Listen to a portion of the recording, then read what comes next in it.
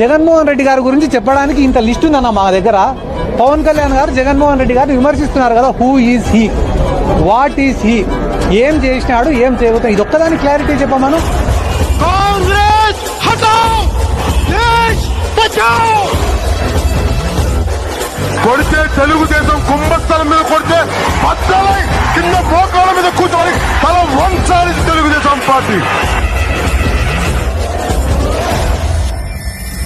జగన్ గుర్తుపెట్టుకో, అర్ధపాతాళానికి తొక్కకపోతే నా పేరు పవన్ కళ్యాణే కాదు, మా పార్టీ జనసేనే కాదు. చూసిన ఫలితాలు, జరిగిన పరిస్థితులు చూస్తే నిజంగా ఆశ్చర్యంగా కూడా ఉన్నాయి. ఊహించలేదు ఇలా జరుగుతుందని, ఇలా వస్తాయని కూడా.